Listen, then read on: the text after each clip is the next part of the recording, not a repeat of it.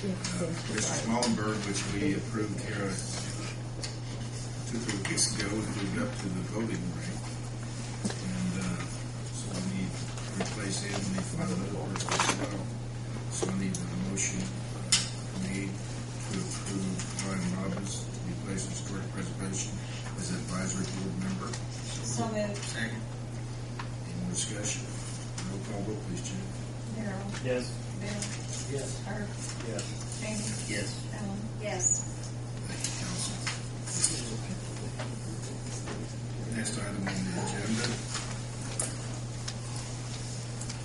is 2 tax abatements for GCOM, personal property.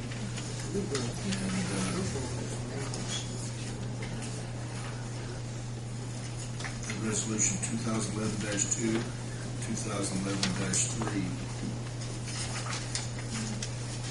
And we probably do general housing at the same time.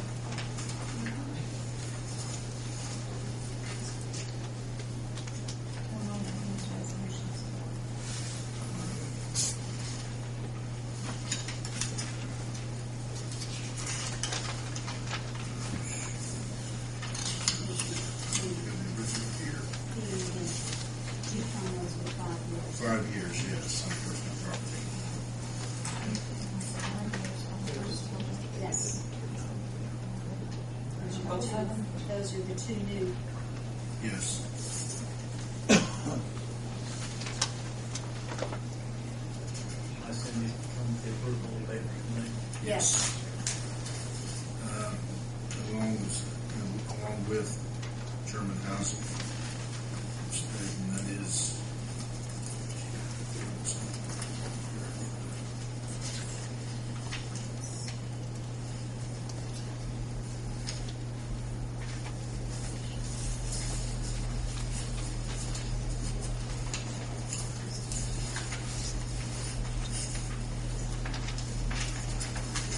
German housing. It's on real estate, and it doesn't have much time to go on now. 3 years.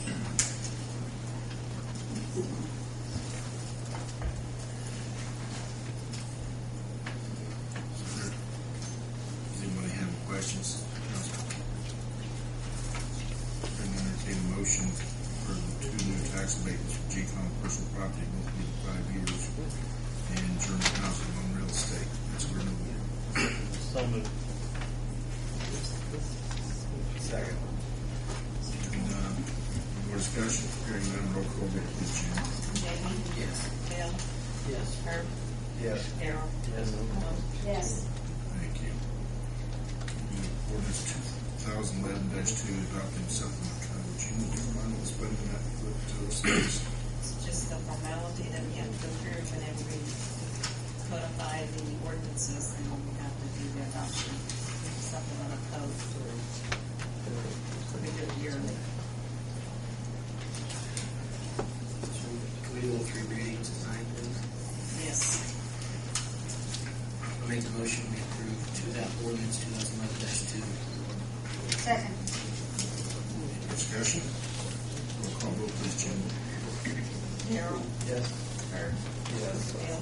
Yes. Jamie. Yes. Ellen. Yes. Make a motion we suspend the rules for ordinance 2011-2. Second. Second. Roll call vote, please, Jim. Herb. Yes. Darrell. Yes. Bill. Yes. Jamie. Yes. Ellen. Yes. You entertain a motion for the second reading. So moved. Second. Discussion? None. Roll call vote, please, Jim. Bill. Yes. Herb. Yes. Darrell. Yes. Jamie. Yes. Ellen. Yes. Make a motion we suspend the rules so we pass ordinance 2011-2 on the 3rd reading. Second. Okay, roll call vote, please, Jim. Darrell. Yes. Bill. Yes. Herb. Yes. Jamie. Yes. Ellen. Yes. Entertain a motion to go on ordinance 2011-2, 3rd reading. So moved. Second. Roll call vote, please, Jim. Herb. Yes. Bill. Yes. Jamie. Yes. Darrell. Yes. Ellen. Yes. Thank you. Mr. Mayor, on that note, if I could add, speaking of the code of ordinance books, could you please bring them in so we can update them? I was gonna bring that up,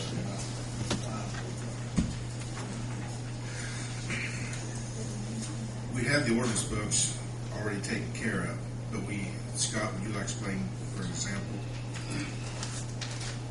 on the fire?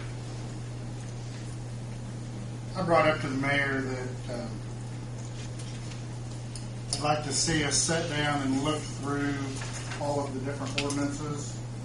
And some of them's going to take a lot longer, and it could get a little expensive if we try changing a lot of them.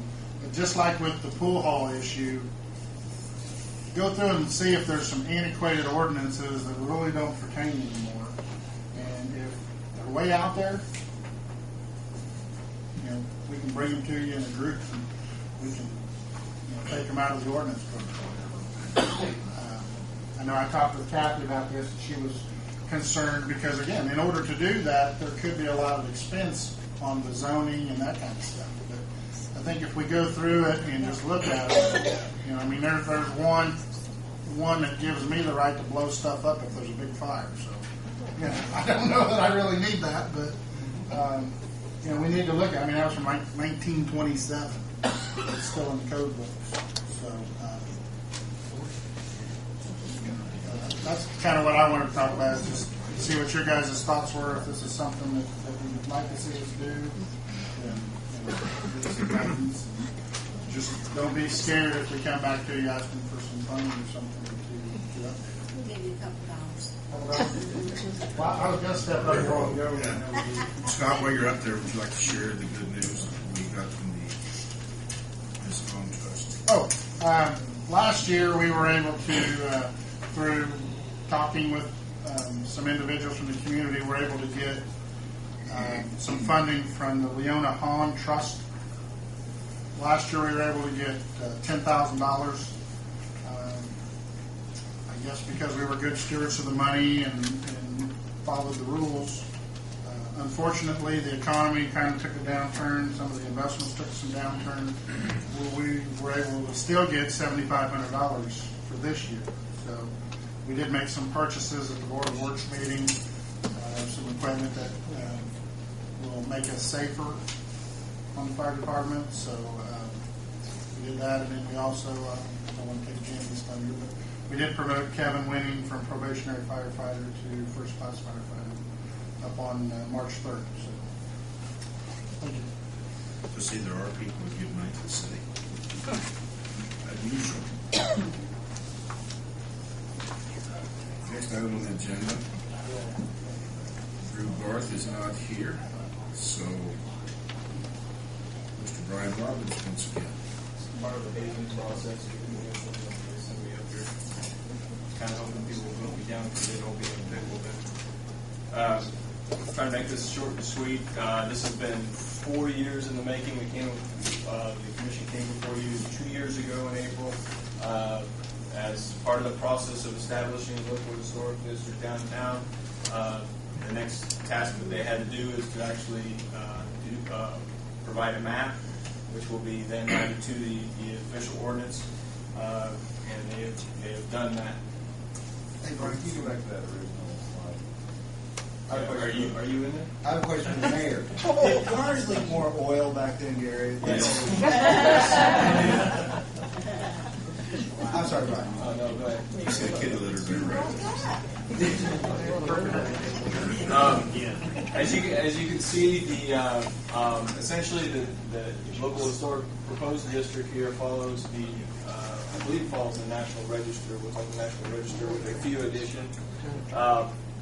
The areas in red are non-contributing buildings, usually in modern construction.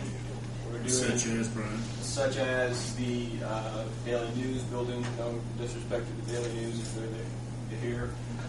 The Neal's Meat Market, and anything that's residential, zone residential in town, as well as the chiropractic office up there on the corner of North Broadway and North Street. Essentially, taking the four sides of the courthouse, going about a block in each direction, with a little extension out to include the old YMCA and the post office up there on North Franklin and North Broadway. just to dispel some myths, what the historic district does, it provides recognition for historic properties. It encourages preservation of the historic properties, provides historic information about the historic properties for planning purposes, promotes community and economic development, and we'll get to that in a little bit.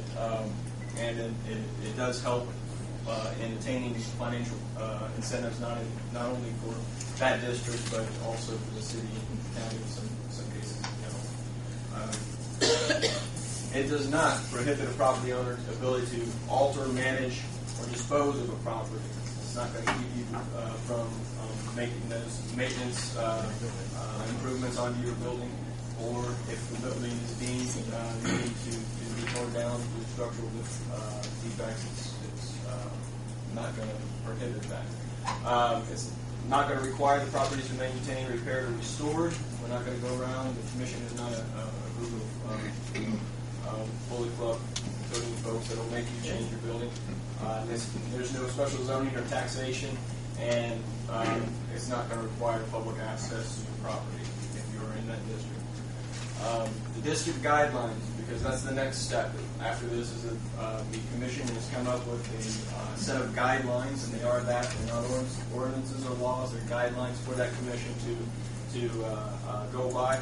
The commission's been working very, very hard, very diligently on coming up with those and coming up with guidelines that are somewhat flexible for the future, and just to allow the commission to work with the building owner who wants to renovate or rehabilitate or change the building.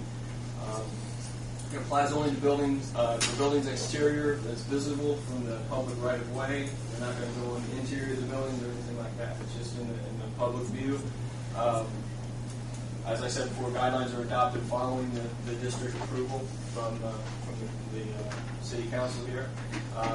The process will be the applicants in the same way as someone might apply for a permit to change the interior of the building or structurally or the exterior from the building permit. They would just have to apply for a free application, by the way, a certificate of approval from the commission. And we have copies of what they're looking at as a template for that to give you an idea of the kind of forms.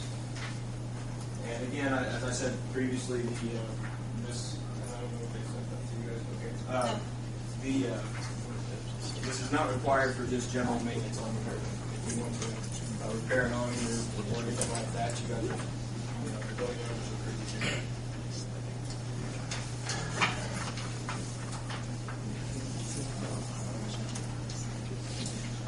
District guidelines they provide information and guidance on how a property owner may restore and maintain their property. It doesn't tell you necessarily how you have to do it. It provides again, they're guidelines. They're not ordinances. They're not laws. Provide recommendations where additional resources and assistance may be found. The point of the whole process of the local historic ordinance is not to control anybody. It's to protect and preserve and enhance the downtown, particularly this district. And so it'll be a process to work with the building owner, and in some cases that'll be helping that building owner to finance or find the resources to do what needs to be done or what is the most proper use for that building or look for that building.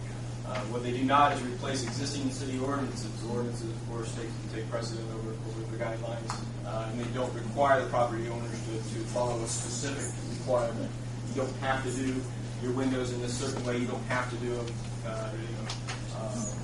And you don't have to paint your building a certain color. The commission is theirs to work with you. The idea is not control, it's more coordination with the downtown and the local historic district. So that's important to keep in mind. And that's essentially what they have. I think if there's anybody else from the commission here that wants to add anything or they're going to help me answer any questions that you guys might have. Again, this has been 4 years in the making. It was suggested in the Hyatt Palmer Action Agenda. It was suggested in the city's comprehensive plan in 2007. It's received a majority of community